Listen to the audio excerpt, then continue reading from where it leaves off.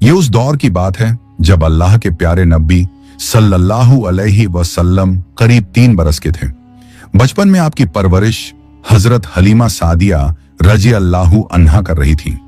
एक दिन मासूमियत और प्यार से आपने अपनी अम्मी से पूछा, अम्मी जान, मेरे भाई हर रोज कहां जाते हैं? हजरत हलीमा सादिया रजी अल्लाहु अन्हा ने मोहब्बत भरे लहजे में फरमाया, बेटा वो रोज बकरियां चराने जाते हैं। ये सुनकर हजरत मोहम्मद सल्लल्लाहु अलैहि वसल्लम ने बड़ी मासूमियत से फरमाया, अम्मी जान, मैं भी उनके साथ जाना चाहता हूं। ये बात सुनकर हजरत हलीमा सादिया रजी अल्लाहु अन्हा थोड़ा घबरा गईं और फिक्र की वजह से उन्होंने मना कर दिया। तभी आपकी बहन हजरत शैमा रजी अल्लाहु अन्हा ने फरमाया, अम्मी जान, आपको पता है जब मोहम्मद सल्लल्लाहु अलैहि वसल्लम हमारे साथ होते हैं तो ऊपर से बादल उनके लिए साया बन जाते हैं और धूप कभी उन पर नहीं पड़ती। ये सब सुनकर हजरत हलीमा सादिया रजी अल्लाहु अन्हा का दिल यकीन और खुशी से भर गया। उन्हें पूरा भरोसा हो गया कि यह बच्चा अल्लाह की खास हिफाजत में है। हजरत शैमा रजी अल्लाहु अन्हा की बातों से उनके दिल को सुकून तो मिला, मगर आखिरकार वो एक माँ ही थी। उनका दिल हुजूर सल्लल्लाहु अलैहि वसल्लम को अपनी आंखों से दूर भेजने से हिचकिचा रहा था। फिर भी जब रसूल पाक सल्लल्लाहु अलैहि वसल्लम ने बार बार बड़े प्यार और मासूमियत से साथ जाने की जिद की, तो आखिरकार हजरत हलीमा सादिया रजी अल्लाहु अन्हा ने इजाजत दे ही दी। वो जानती थी कि ये बच्चा आम नहीं बल्कि खास है, मगर ममता के आगे दिल फिर भी मजबूर हो गया। फिर एक दिन अल्लाह के प्यारे नबी सल्लल्लाहु अलैहि वसल्लम अपने रजाई भाइयों के साथ बकरियां चराने के लिए जंगल की ओर गए। उस नन्हे शहजादे का अंदाज बेहद ही प्यारा और निराला था। कभी आप प्यार से किसी बकरी के सिर पर हाथ फेर देते तो कभी नरमी से उन्हें आवाज देते। और हैरत की बात यह थी कि बकरियां भी आपके करीब आकर पूरे सुकून के साथ चरने लगती थीं। यह मामूल सिर्फ एक दिन का नहीं था, बल्कि कई दिनों तक ऐसा ही होता रहा।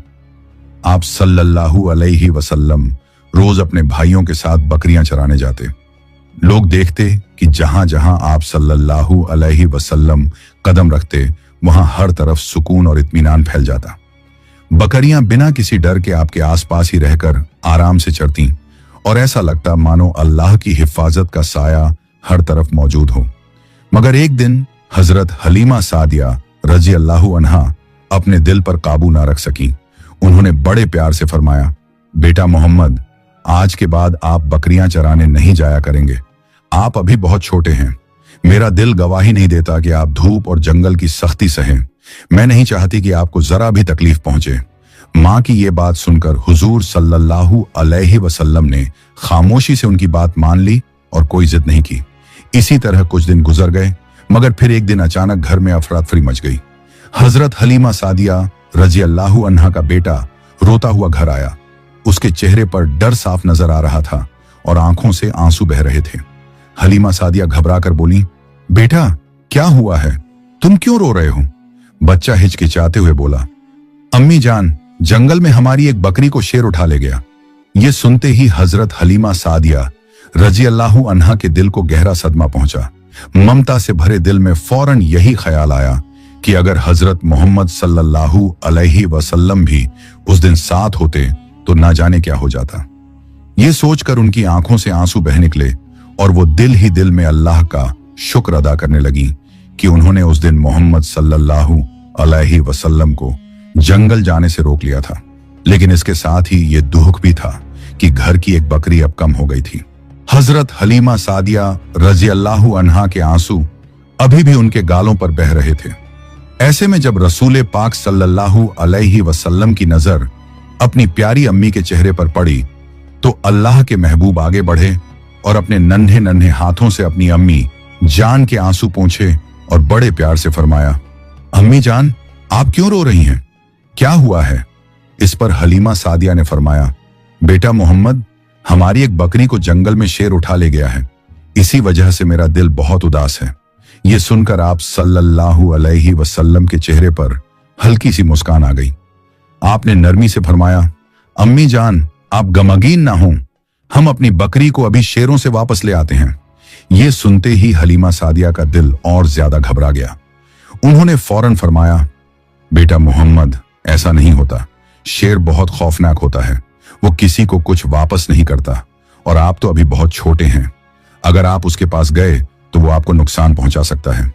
तभी नबी करीम सल्लल्लाहु अलैहि वसल्लम ने पूरे इत्मीनान और यकीन से फरमाया, अम्मी जान, ये सब किसी और के कहने से नहीं होता, वही होता है जो मोहम्मद के कहने से होता है। जब मोहम्मद कहेंगे तो जंगल के शेर भी बकरी लेकर खुद चलकर आ जाएंगे। नन्हे बच्चे के मुंह से ये अल्फाज सुनकर हजरत हलीमा सादिया रज़ियल्लाहु अन्हा की आंखें हैरत और अकीदत से भर गईं। उनके दिल में यकीन और सुकून उतर आया। इसके बाद हजरत मोहम्मद सल्लल्लाहु अलैहि वसल्लम अपनी प्यारी अम्मी जान का हाथ थामे बस्ती से जंगल की ओर चल पड़े। जब वो जंगल के किनारे पहुंचे तो नबी पाक सल्लल्लाहु अलैहि वसल्लम ने पूरे जलाल और शफकत के साथ आवाज दी।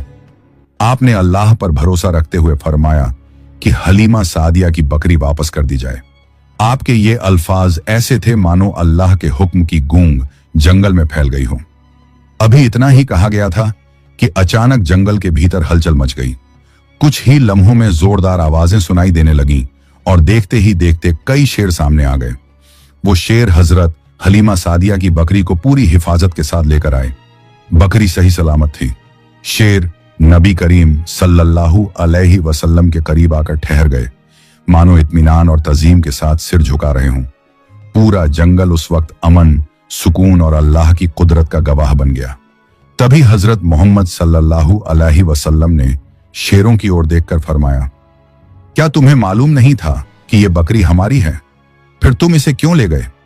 यह सुनकर शेर बड़े अदब और आजिजी के साथ ठहर गए और अर्ज किया, या रसूल अल्लाह सल्लल्लाहु अलैहि वसल्लम, हमें मालूम था कि यह बकरी आपकी है। हमने इसे किसी जुल्म के इरादे से नहीं लिया। हमें तो आपके दीदार की तमन्ना थी ताकि आप यहां तशरीफ लाएं। आपके बिना जंगल सूना सूना लगता है। बकरी तो बस एक बहाना थी, असल मकसद तो आपका दीदार करना था। शेरों की ये बात सुनकर हजरत हलीमा सादिया रज़ियल्लाहु अन्हा की आंखों से आंसू बहने लगे। वो हैरत और अकीदत से ये मंजर देखती रहीं कि जंगल के दरिंदे भी इस नन्हे बच्चे के सामने आजिजी से झुके खड़े हैं। फिर शेरों ने अर्ज किया, या रसूल अल्लाह सल्लल्लाहु अलैहि वसल्लम, अगर हमसे कोई गुस्ताखी हो गई हो तो हमें माफ फरमा दीजिए। ये सुनकर नबी करीम सल्लल्लाहु अलैहि वसल्लम ने मुस्कुराते हुए नरमी से फरमाया, जाओ तुम आजाद हो, मगर याद रखना किसी पर जुल्म ना करना। आपके ये अल्फाज सुनकर शेर इत्मीनान के साथ लौट गए और जंगल फिर से सुकून में डूब गया। उस लम्हे हजरत हलीमा सादिया रजी अल्लाहु अन्हा के दिल में ये यकीन और गहरा हो गया कि ये बच्चा कोई आम बच्चा नहीं, बल्कि सारी दुनिया के लिए रहमत है, जिसके सामने अल्लाह की मखलूक भी अदब से झुक जाती है। प्यारे दोस्तों, जरा सोचिए, जिस नबी सल्लल्लाहु अलैहि वसल्लम के दीदार के लिए जंगल के शेर तक बेचैन हो जाते थे, तो फिर हम मोमिनों का कितना ज्यादा हक बनता है कि हम अपने प्यारे आका सल्लल्लाहु अलैहि वसल्लम से दिलो जान से मोहब्बत करें, उनकी सुन्नतों पर अमल करें और उनके बताए हुए तरीके को अपनाएं, ताकि दुनिया में सुकून और आखिरत में नबी करीम सल्लल्लाहु अलैहि वसल्लम की कुर्बत नसीब हो। दोस्तों, जब अल्लाह के प्यारे नबी सल्लल्लाहु अलैहि वसल्लम की उम्र मुबारक सिर्फ 9 साल थी, उस समय मक्का की सरजमीन पर बहुत सख्त दौर आ गया। बारिश पूरी तरह बंद हो चुकी थी। आसमान बिल्कुल साफ रहता और बारिश का कोई नामो निशान तक न होता। खेत और खुली जमीन सूखकर पीली पड़ गई थी। कुएं और चश्मे भी सूख चुके थे। लोग दूर दूर से पानी लाने की कोशिश करते, मगर वो भी धीरे धीरे खत्म होता जा रहा था। जब ये अकाल लंबा हो गया तो कुरैश के सरदारों ने आपस में मशवरा किया और कहा कि अब हम सबको मिलकर कोई फैसला करना होगा। अगर हालात ऐसे ही रहे तो न हमारे घर बचेंगे, न हमारी औलाद और न ही हमारे जानवर। चुनांचे मक्का के बड़े बड़े लोग एक जगह जमा हो गए। सबने आपस में मशवरा किया और पुराने रिवाज के मुताबिक आगे बढ़ने का इरादा किया। मक्का में यह दस्तूर था कि जब भी कोई बड़ा काम या पक्का अहद किया जाता तो एक बड़ा सा बर्तन मंगवाया जाता और उसे जानवर के खून से भर दिया जाता। फिर कबीले के बड़े सरदार उस खून में अपना हाथ डालकर कसम खाते कि अब हम सब एक वादे पर कायम रहेंगे। इसी तरह एक बड़ा बर्तन मंगवाया गया और उसे खून से भर दिया गया। फिर एक एक करके कुरैश के बड़े बड़े सरदार आगे बढ़े। सबने अपने हाथ उस खून में डुबोए और ऐलान किया, उन्होंने कहा कि मक्का में बारिश नहीं हो रही, हमारे बच्चे मर रहे हैं और हमारे जानवर खत्म होते जा रहे हैं। आज हम सब कसम खाते हैं कि आज रात हम सब काबा शरीफ के पास जाएंगे और वहां बैठकर अल्लाह से दुआ करेंगे। हम उस वक्त तक दुआ करते रहेंगे जब तक बारिश नहीं हो जाती। अगर बारिश ना भी हुई तो हम वहीं जान दे देंगे, लेकिन काबा शरीफ के पास से नहीं हटेंगे। इस तरह यह फैसला हो गया कि रात के वक्त कुरैश के तमाम लोग काबा शरीफ के पास जमा होंगे। जब रात का वक्त करीब आया तो वो बड़े बड़े सरदार, जिन्होंने खून में हाथ डुबोकर कसम खाई थी, आहिस्ता आहिस्ता अपने अपने घरों से निकलने लगे। सबका रुख काबा शरीफ की तरफ था। उन लोगों में अल्लाह के प्यारे नबी सल्लल्लाहु अलैहि वसल्लम के चाचा अब्बू तालिब भी शामिल थे। जैसे ही आधी रात हुई, अब्बू तालिब भी अपने घर से निकलने लगे ताकि काबा शरीफ के पास जा सकें। ये देखकर नन्हे मोहम्मद सल्लल्लाहु अलैहि वसल्लम उनके करीब आए और प्यार से पूछने लगे, चाचा जान, आप कहां जा रहे हैं? ये सुनकर अब्बू तालिब रुक गए। उन्होंने अपने भतीजे की तरफ देखा और कहा, ऐ मेरे भतीजे, क्या तुम्हें मालूम नहीं कि हमारे मक्का में अकाल पड़ा है? बारिश रुकी हुई है और पानी की कमी ने सबको परेशान कर दिया है। इसी वजह से हम सब ने कसम खाई है कि जब तक बारिश नहीं आती हम काबा शरीफ के पास बैठे रहेंगे, और आज मैं उसी वादे को पूरा करने जा रहा हूं। यह सुनकर अल्लाह के प्यारे नबी हुजूर सल्लल्लाहु अलैहि वसल्लम ने अपने चाचा अब्बू तालिब की तरफ देखा और मासूमियत से फरमाया, चाचा जान, आप मुझे भी अपने साथ ले चलिए। यह सुनकर अब्बू तालिब ने फौरन जवाब दिया, नहीं बेटा, वहां मक्का के बड़े बड़े लोग जमा होंगे, सब कुरैश के सरदार होंगे। अगर मैं एक बच्चे को साथ लेकर गया तो लोग मुझे क्या कहेंगे? लेकिन नन्हे मोहम्मद सल्लल्लाहु अलैहि वसल्लम ने फिर इसरार किया। अब्बू तालिब अपने भतीजे से बेपनाह मोहब्बत करते थे। भतीजे की यह जिद देखकर उनका दिल न मान सका। आखिरकार उन्होंने कहा, ठीक है, आओ मेरे साथ चलते हैं। इस तरह अब्बू तालिब ने अपने नन्हे भतीजे मोहम्मद सल्लल्लाहु अलैहि वसल्लम का हाथ थामा और उन्हें अपने साथ लेकर रवाना हो गए। दोनों एक साथ चलते चलते खाना काबा के करीब पहुंच गए। उधर मक्का के तमाम बड़े सरदार एक एक करके काबा शरीफ के पास जमा हो चुके थे। गिनती के मुताबिक वहां कुल 32 बड़े लोग मौजूद थे। यही वो लोग थे जिन्होंने अहद किया था कि जब तक बारिश नहीं आती हम काबा शरीफ के पास बैठकर अल्लाह से दुआ करते रहेंगे। जब मक्का के आम लोगों को यह खबर मिली तो वो भी अपने अपने घरों से निकलने लगे। मर्द, औरतें, बुजुर्ग और बच्चे, हर कोई इस उम्मीद के साथ खाने काबा की तरफ बढ़ रहा था कि शायद आज बारिश के लिए कोई रास्ता निकल आए। आहिस्ता आहिस्ता खाने काबा के चारों तरफ लोगों का हुजूम बढ़ने लगा। ऐसा लगने लगा मानो पूरा मक्का एक ही जगह जमा हो गया हो। सब लोग काबा के करीब खड़े थे, लेकिन वो 32 सरदार जिन्होंने खून भरे बर्तन में हाथ डुबोकर कसम खाई थी, काबा शरीफ के करीब बैठ गए। उन्हीं के साथ अब्बू तालिब भी अपने भतीजे हजरत मोहम्मद सल्लल्लाहु अलैहि वसल्लम को साथ लेकर आ गए थे। जब उन लोगों की नजर उस बच्चे पर पड़ी तो सब हैरान रह गए। वो फौरन एक दूसरे की तरफ देखने लगे और फिर अब्बू तालिब को गुस्से भरी नजरों से घूरने लगे। फिर कुछ लोग गुस्से में बोल उठे, ए अब्बू तालिब, ये क्या किया? तुम इस बच्चे को अपने साथ क्यों ले आए हो? क्या तुम्हें मालूम नहीं कि हम सब मक्का के बड़े बड़े लोग हैं? इस बच्चे का यहाँ कोई काम नहीं।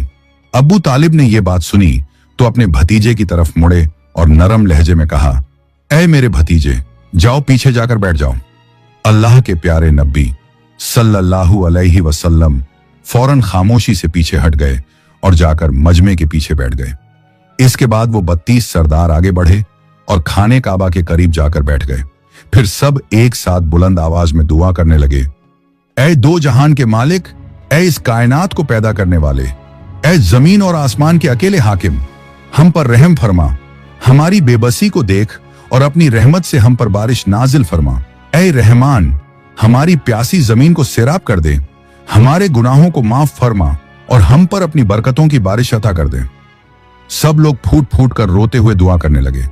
कोई काबा की दीवारों को कसकर थामे फरियाद कर रहा था तो कोई हाथ उठाए आसमान की तरफ देख रहा था। चारों तरफ बेबसी, उम्मीद और यकीन से भरी सिसकियां गूंज रही थीं।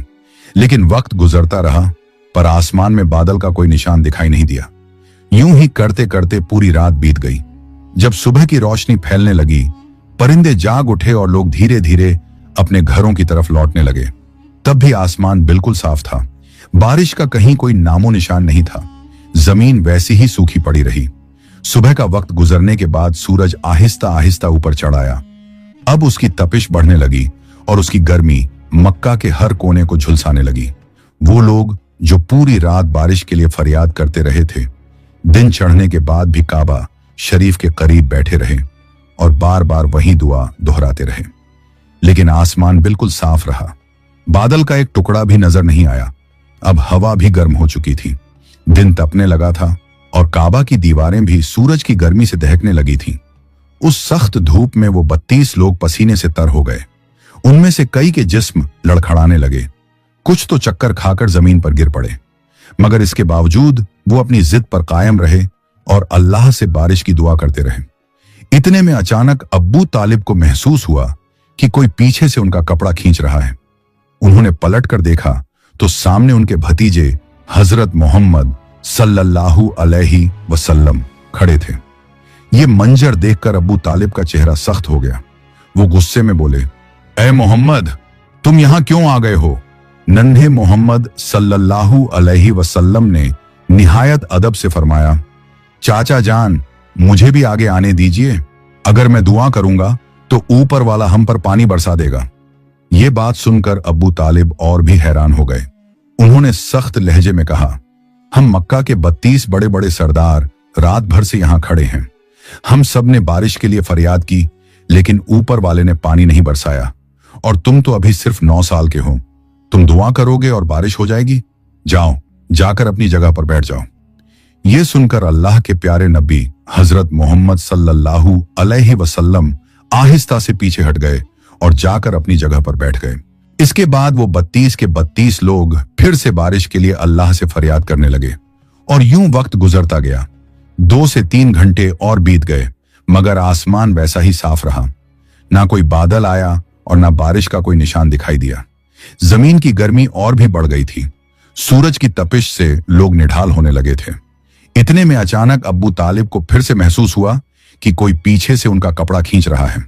उन्होंने पलट कर देखा तो एक बार फिर नन्हे मोहम्मद सल्लल्लाहु अलैहि वसल्लम सामने खड़े थे। उन्हें देखकर अब्बू तालिब के चेहरे पर गुस्से के आसार नजर आने लगे। वो सख्त लहजे में बोले, ऐ मेरे भतीजे मोहम्मद, तुम फिर यहां क्यों आ गए हो? इस पर अल्लाह के प्यारे नबी सल्लल्लाहु अलैहि वसल्लम निहायत नरमी से बोले, चाचा जान, मैं इस बार पानी मांगने नहीं आया हूं, मैं तो आपका पसीना पोंछने आया हूं। ये कहते हुए नबी करीम सल्लल्लाहु अलैहि वसल्लम ने अपनी चादर संभाली और मोहब्बत से अपने चाचा अब्बू तालिब के चेहरे से पसीना पोंछ दिया। ये मंजर देखकर अब्बू तालिब का दिल पिघल गया और उन्होंने अपने नन्हे भतीजे को प्यार से गले लगा लिया। इसी वक्त अल्लाह के प्यारे नबी सल्लल्लाहु अलैहि वसल्लम ने आहिस्ता से फरमाया, चाचा जान, मुझे आगे आने दीजिए। मैं सिर्फ एक बार दुआ करूंगा और ऊपर वाला हम पर पानी बरसा देगा। ये बात सुनते ही पास खड़ा एक शख्स अचानक चीख पड़ा, ऐ मक्का के लोगों, जरा इस बच्चे की बात तो सुनो। ये कह रहा है कि इसकी दुआ से अल्लाह बारिश बरसा देगा। ये सुनकर एक सरदार गुस्से में बोला, हम जैसे सरदारों की दुआ से तो बारिश ना हुई, तो इस छोटे से बच्चे की दुआ से क्या होगी? जाओ, यहां से हट जाओ, हमें दुआ करने दो। ये सुनकर नन्हे मोहम्मद सल्लल्लाहु अलैहि वसल्लम ने बड़े ही प्यार और इत्मीनान से फरमाया, आप बस एक बार, सिर्फ एक बार मुझे काबा के करीब जाकर दुआ करने की इजाजत दे दीजिए। यकीन रखिए, मेरी दुआ से अल्लाह जरूर बारिश बरसाएगा। एक छोटे से बच्चे की जुबान से इतने यकीन और भरोसे के साथ की गई बात सुनकर कुछ सरदार आपस में बोले, ठीक है, इस बच्चे को भी दुआ कर लेने देते हैं। फिर सभी सरदार पीछे हट गए और नन्हे मोहम्मद सल्लल्लाहु अलैहि वसल्लम काबा शरीफ के करीब आकर खड़े हो गए। उन्होंने अपने नन्हे नन्हे हाथ आसमान की तरफ उठाए और पूरी शिद्दत से अपने रब से फरियाद करने लगे, ऐ इस कायनात के मालिक, तू ही हमारा रब है, तेरे सिवा हमारा कोई सहारा नहीं। ऐ अल्लाह, हम प्यासे हैं, हमारी जमीन सूखी पड़ी है, अपने बंदों पर रहम फरमा और अपनी रहमत से हम पर बारिश बरसा दे। नबी पाक सल्लल्लाहु अलैहि वसल्लम की दुआ में अभी अल्फाज पूरे भी ना हुए थे कि आसमान का रंग बदलने लगा। काले बादल छा गए और देखते ही देखते अल्लाह की रहमत बारिश बनकर जमीन पर बरसने लगी। ये मंजर देखकर वहां मौजूद तमाम सरदार और मक्का के लोग हैरानी में डूब गए। सूखे खेत सैराब हो गए, जमीन खिल उठी और लोग बारिश में भीगते हुए खुशी खुशी अल्लाह का शुक्र अदा करने लगे। उसी वक्त एक नदा आई, ऐ मेरे महबूब सल्लल्लाहु अलैहि वसल्लम, अगर आप चाहते तो आपके एक इशारे से ही बारिश बरस सकती थी। ये अल्लाह की कुदरत की एक बड़ी निशानी है कि आप सल्लल्लाहु अलैहि वसल्लम का हर लम्हा रब की हिफाजत और उसकी रहमत में है। प्यारे दोस्तों, अगर आपको ये वीडियो पसंद आई हो तो इसे लाइक करें, अपने दोस्तों और रिश्तेदारों के साथ शेयर करें और हमारे चैनल को सब्सक्राइब करना ना भूलें। इंशाअल्लाह हम फिर मिलेंगे एक नई वीडियो के साथ। तब तक के लिए अल्लाह हाफिज।